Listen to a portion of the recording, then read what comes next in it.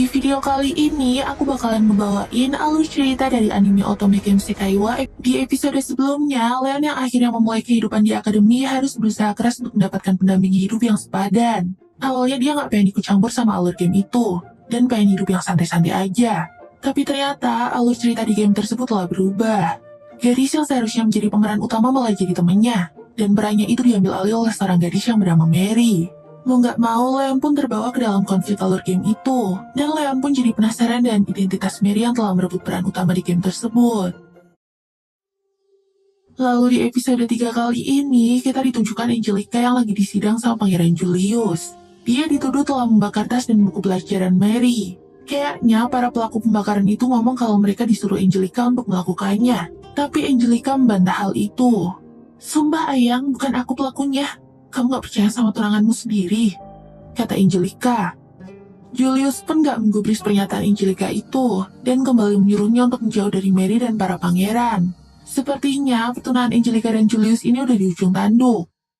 Terus di kamar Leon, para murid bangsawan desa kayaknya lagi pada galau, karena gebetan mereka telah diambil sama murid-murid yang jauh lebih kaya. Belum lagi, tinggal tersisa cewek-cewek burik yang sifatnya buruk banget. Udahlah, kita gak punya harapan lagi. Aku udah benar-benar pasrah, kata si kacamata dan sedih. Habis itu, mereka pun mulai ngegibahin kasus Mary dan Angelica. Semua murid menuduh Angelica lah yang telah membuli Mary. Apalagi sejak Julius memarahi Angelica secara langsung.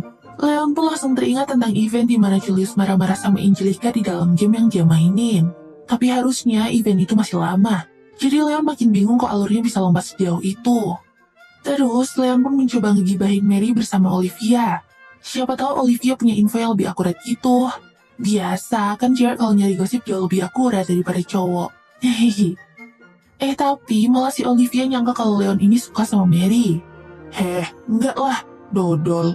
Aku malah membencinya banget tahu, kata Leon dan ekspresi absurdnya. Olivia pun langsung lega setelah mendengar jawaban Leon itu. Dia pun dijawab kalau sifat Mary itu emang agak aneh. Bahkan Olivia pernah kena semprot saat mencoba mengajaknya bicara. Aku benci perempuan sepertimu, kata Mary kepada Olivia waktu itu. Hah? Perempuan sepertimu? Leon pun berpikir kalau jawaban Mary itu terdengar sangat janggal di telinganya. Terus tiba-tiba mereka mendengar suara pasangannya lagi mojok di perpus. Mereka pun langsung penasaran dan ngintip pasangan itu. Dan mereka pun langsung kaget setelah melihat Mary yang lagi berciuman dengan salah satu pangeran bernama Brad. Ternyata rumor yang mengatakan kalau Mary itu pacaran sama banyak cowok adalah benar.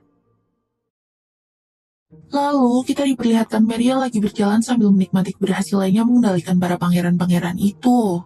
Menyenangkan sekali, dunia ini memang yang terbaik, batin Mary. Kemudian Julius dan Jill memanggil Mary. Ternyata mereka ingin memberi Mary seorang budak untuk menjaga dan melayaninya. Padahal harga seorang budak di dunia itu sangat mahal, dan gak semua orang bisa memilikinya. Mary pun langsung kegirangan. Wow, lucky. Aku bakalan dapat budak setengah manusia yang tampan. Aku sangat menikmati dunia game simulasi kencan ini, pikir Mary. Wah, kayaknya si Mary ini mirip Leon. Dia datang dari dunia luar dan bereinkarnasi ke dalam game. Pantesan kok dia bisa ngancurin alur cerita game segampang itu. Lalu di tempat lain, Angelica yang mendengar kabar kalau Mary mendapatkan budak dari Pangeran Julius itu langsung syok dan terkena mental. Bahkan dia yang jadi tunangan resminya Julius aja gak disewain budak loh. Dah gila, bisa-bisanya dia tergoda sama perempuan kayak gitu, pikir Angelica dan jengkel. Terus, Leon juga tiba-tiba didatangi oleh kakak perempuannya. Kayaknya gosip keretakan hubungan Angelica dan Julius karena ulah Mary itu udah menyebar ke seantero akademi. Kakak Leon pun lalu menyuruh Leon untuk gak ikut campur sama urusan mereka. Julius itu calon raja. Hidupmu bisa hancur kalau dia sampai membencimu. Pokoknya jangan bikin aku malu ya, perintah kakaknya sebelum pergi. Setelah kakaknya pergi, Leon yang masih penasaran sama gosip itu pun langsung nyuruh Luxion untuk mengumpulkan informasi tentang Mary dan Angelica. Bisa aja, tapi aku gak akan ngasih ukuran badan mereka ke kamu, jawab Luxion. Angelica aja please, aku pengen tahu ukuran bobanya. Pinta Leon yang langsung ditolak mentah-mentah sama Luxion. Dasar cowok yang dipikirin mah cuma masalah boba doang. Beberapa waktu kemudian, akademi itu pun ngadain pesta. Leon, Daniel, dan Raymond berusaha untuk mendapatkan jodoh mereka malam itu juga. Tapi lagi-lagi, mereka langsung ditolak mentah-mentah sama gadis incaran mereka. Gak ada yang suka sama laki-laki kampungan serendah kalian. Reinkarnasi jadi cowok mapan dulu sana, baru balik lagi ke sini. kata cewek-cewek itu dan kejam. Ya Allah, udah deh aku nyerah. Aku bener-bener benci sama cewek zaman sekarang. Kalau bisa aku mau pacaran sama cowok aja lah. Kata Raymond si kacamata dan pasrah. Ternyata cewek di mana-mana sama aja guys. Pada mandang harta semua. Tapi aku nggak loh ya. Aku mah yang penting setia. Dan good looking. Lalu tiba-tiba ada kehebohan di pesta itu.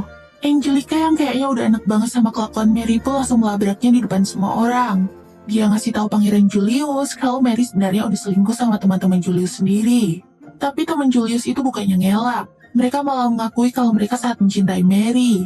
Dan yang lebih gilanya lagi, Julius juga gak marah dan malah saling membantu untuk ngebela Mary. Aduh, pakai pelet apa sih nih cewek sebelum reinkarnasi? Dukunya OP banget deh kayaknya. Wanita yang tak tergantikan di dunia ini hanya satu, yaitu Mary, kata Julius dan tegas. Murid-murid yang cewek pula sehisteris mendengar perkataan Julius itu. Mereka juga pengen punya pasangan kayak Julius. Bobot bibit bebetnya udah bener-bener perfect banget lah. Angelica yang udah kehabisan kata-kata itu langsung melepas sarung tangannya dan melemparnya ke arah Mary. Ternyata itu adalah tanda ajakan duel di dunia game tersebut. Jika Mary mengambil sarung tangan yang dilempar Angelica itu, maka artinya Mary menerima ajakan duel tersebut. Dan dua gadis yang berduel nantinya akan memilih cowok untuk dijadikan sebagai kesatrianya. Jadi yang bakalan bergelut adalah cowok-cowoknya. Dan yang kalah akan menuruti keinginan yang menang. Julius pun nyuruh Mary untuk menerima tantangan itu dan dia yang akan menjadi kesatrianya. Tapi ternyata gak cuma Julius. Keempat pangeran lainnya juga mau maju untuk menjadi kesatrianya Mary. Jadi siapapun orang yang membela Angelica dan menjadi kesatrianya bakalan melawan 5 pangeran itu. Alhasil gak ada satu orang pun yang mau menjadi kesatrianya Angelica. Dia pun jadi olok-olokan para pangeran dan murid-murid di sana. Hei, tampaknya kamu udah ditinggalkan semua orang ya. Kasian banget gak ada yang melirikmu lagi. Ejek Pangeran Greg. Leon pun teringat alur cerita game yang dia tamatin dulu. Jadi, si Angelica ini bakalan kalah di duel tersebut dan terusir dari akademi. Dia pun lalu menikah dengan seorang tuan tanah desa dan nasibnya langsung tamat. Saat itu juga, Leon merasa iba kepada Angelica. Dia yang niatnya cuma jadi NPC dan karakter sampingan, akhirnya maju untuk menolong Angelica. Woi, cuy, kamu mau ngapain? Tanya Raymond dan Daniel. Aku sangat membenci pangeran-pangeran itu, jawab Leon sambil tersenyum kecut. Akhirnya, Leon pun mengajukan diri untuk menjadi kesatrianya Angelica. Ternyata selain pengen ngebantu Angelica, si Leon ini juga penasaran sama Mary. Leon baru aja dapat info dari Luxion kalau si Mary ini ternyata juga manusia reinkarnasi sama kayak dia. Kalian berlima mewakili Mary ya? Oke lah, kalau gitu apa peraturan duel dan taruhannya? Tanya Leon kepada 5 pangeran. Kalau menang, Angelica pengen Mary menjauh dari Pangeran Julius. Sedangkan Mary meminta sesuai skrip alur game yaitu meminta Angelica untuk berhenti berbuat kejam kepadanya. Lalu soal peraturan duel, Leon meminta pertarungan di arena menggunakan baju zirah. Duel tipe inilah yang paling berbahaya. Karena kalau sampai lengah, nyawa bisa jadi taruhannya. Para pangeran pun langsung kaget dengan permintaan Leon itu. Mereka lalu mencoba untuk mengejek dan merendahkannya. Hei, kau itu bukan tandingan kami. Kalau kau melakukan itu cuma buat caper ke cewek, mending pulang aja sana. Kata para pangeran kepada Leon. Gak usah banyak bacot. Jangan-jangan kalian yang gak yakin bisa ngalahin aku. Kalian ini mau adu mekanik apa cuma mau adu bacot doang, ha? Kata Leon balas mengejek. Para pangeran yang kena mental itu pun langsung menerima tantangan Leon tadi. Iya, yaudah kami siap melawan 5 orang dari timmu. Kata Jill. Tapi lagi-lagi Leon membalas. 5 orang? Aku sendirian aja udah cukup kok buat ngelawan anak manja kayak kalian. Hehehe, bagus Leon, bacotin terus aja bocil-bocil ngeselin kayak itu. Setelah itu Leon pun memungut sapu tangan milik Angelica tadi dan melemparkannya ke arah Julius. Nih, kau ketinggalan sesuatu. Ayo kita duel pangeran. Bersiaplah berpisah dari pacar kesayanganmu. Tantang Leon dengan keren. Beberapa hari sebelum duel, Leon pun mendapat intimidasi dari para pendukung pangeran. Kamarnya dicoret-coret sama murid-murid lainnya. Bahkan Raymond dan Daniel juga ikut-ikutan. Tapi Leon tahu kalau kedua temannya itu cuma terpaksa ikut-ikutan karena takut dikucilkan sama murid lainnya. Terus, Luxion juga ngeliatin hasil taruhan untuk pertandingan mereka. Hampir semua orang dijagoin pangeran. Wah, siapin 500 poin platinum dan pasang duku. Kita akan jadi kaya raya dari hasil pertaruhan ini. Perintah Leon kepada Luxion. Bahkan si Angelica sendiri juga gak yakin sama Leon dan menyuruhnya untuk mundur aja. Angelica khawatir kalau si Leon ini bakalan kalah atau malah tewas di pertandingan nanti. Tenang aja, mereka emang kuat, tapi level kuat mereka cuma di akademi ini aja kan. Jawab Leon dengan percaya diri. Kemudian hari pertarungan pun datang. Kelima pangeran telah muncul bersama baju zirah mereka. Jadi, baju zirah di sini tuh berbentuk robot mecha yang sangat gede. Bahkan murid yang menonton pada menghujat dan mengejek Leon. Berisik, dasar kalian semua pengecut. Balas Leon kepada para penonton dengan absurd. Terus, Leon pun melihat Raymond dan Daniel yang berada di tribun penonton. Leon sadar kalau kedua temannya itu telah bertaruh untuknya. Hoho, pilihan yang tepat. Kalian akan kubikin kayak mendadak. Batin Leon sambil tersenyum. Setelah itu baju zirah Leon pun muncul dari langit.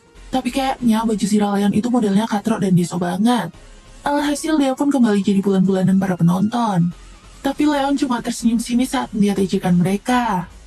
Olivia pun heran kenapa kok armornya Leon itu dikatain habis-habisan sama orang-orang. Ternyata menurut Angelica, armor yang dipakai sama Leon itu adalah sebuah lost item yang nggak bisa diciptakan lagi pakai teknologi modern sekarang. Sedangkan armor-armor modern jauh lebih menitik beratkan kepada kecepatan dalam bertarungan. Tapi aku lebih suka sama armornya si Leon kok. Dia gede banget dan pendek. Kawaii, kata Olivia. Aduh, seleramu ini emang aneh banget deh. Jawab Angelica menimbali. Setelah itu, Leon pun langsung memasuki armornya yang ternyata bernama Arrogance. Rupanya, lawan pertama yang akan dihadapi oleh Leon adalah Pangeran Brad. Menurut ingatan Leon, si Brad ini adalah karakter yang jago sihir tapi narsis banget. Dan dia adalah pangeran yang terlemah dari semuanya. Wah, kamu gak kabur ya? Emangnya kamu bisa ngalahin kamu pakai besi rongsokan kayak gitu? Ejek Brad dengan sombong. Dia juga ada narsis membanggakan armor dan senjatanya yang dibuat oleh pengrajin paling ahli di dunia. Leon dan Luxion yang udah jengkel sama kesombongan Brad itu langsung memutuskan untuk segera menghajarnya.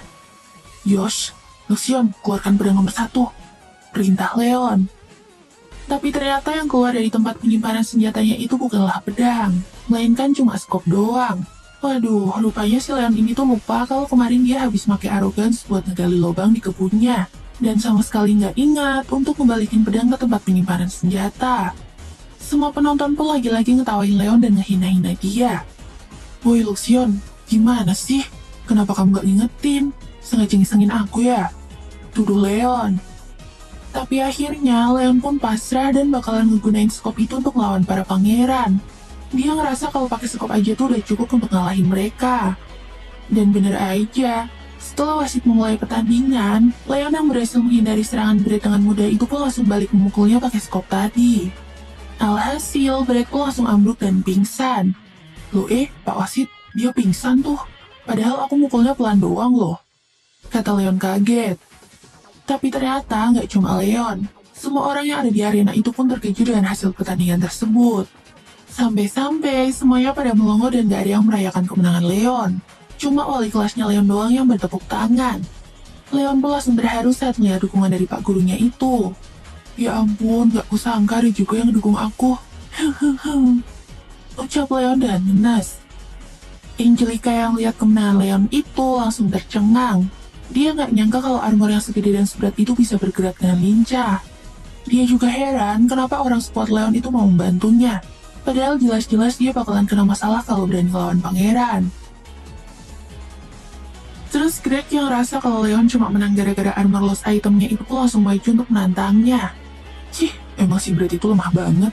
Sini biar aku aja yang menghancurkannya, kata Greg dengan pede. Lalu menurut Luxion, armor yang dipakai sama Greg ini tuh udah beberapa kali mengalami perbaikan. Jadi bisa dibilang kalau si Greg ini tuh udah punya banyak pengalaman bertempur. Leon pun membenarkan hal tersebut. Bahkan saat main game dulu, Greg ini adalah salah satu karakter yang selalu merepotkannya.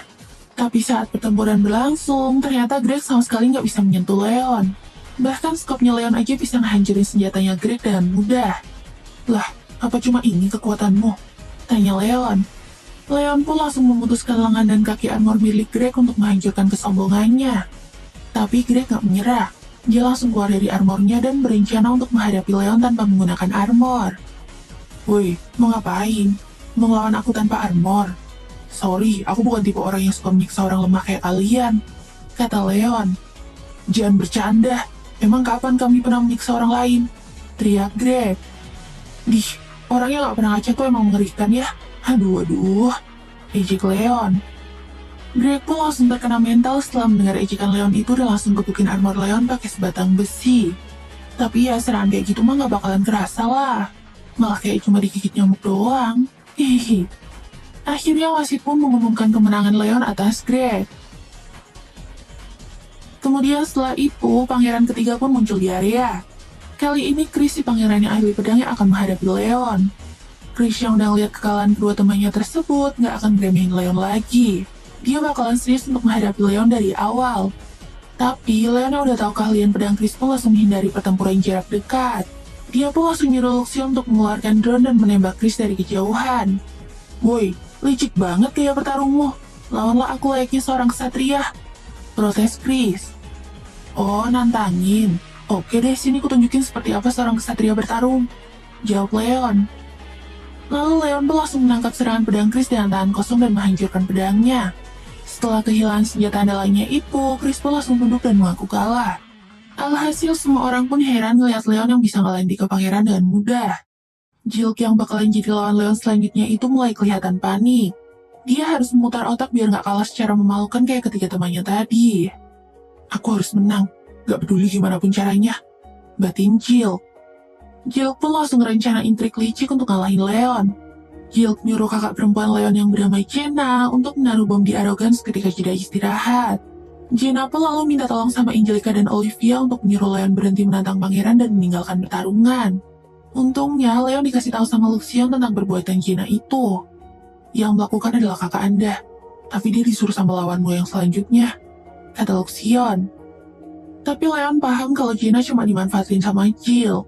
Karena si Jenna ini ketakutan kalau masa depan keluarga mereka bakalan hancur karena Leon udah berani lawan pangeran. Leon pun langsung nyuruh Luxion untuk bersiap menghadapi bom itu.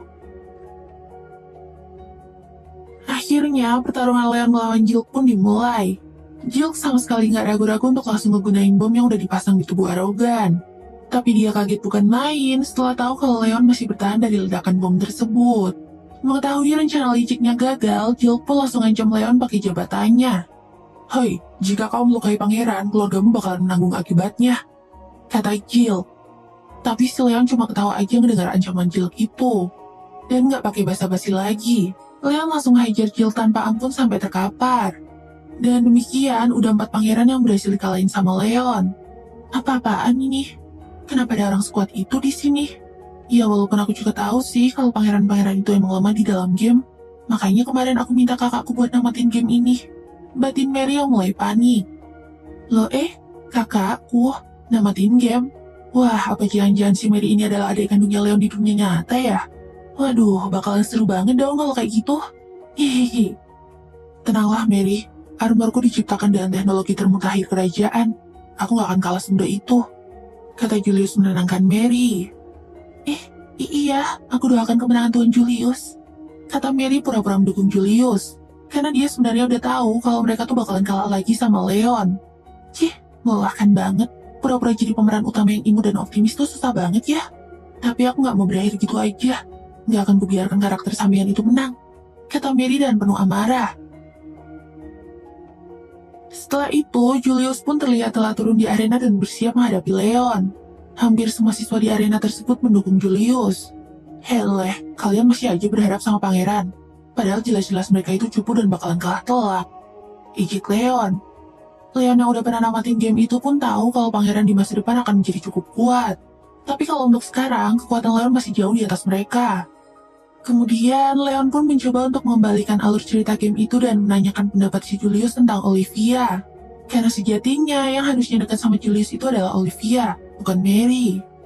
"Hey Julius, menurutmu bagaimana sih Olivia siswa beasiswa itu?" tanya Leon. Julius yang emang belum kenal banget sama Olivia cuma bisa jawab sekenanya aja. "Menurutku dia adalah siswa yang cukup baik dan sangat bekerja keras," jawab Julius. Leon pun sadar kalau usahanya untuk ngembaliin alur cerita game itu bakalan berat banget. Setelah itu mereka pun langsung bersiap untuk bertarung satu sama lain.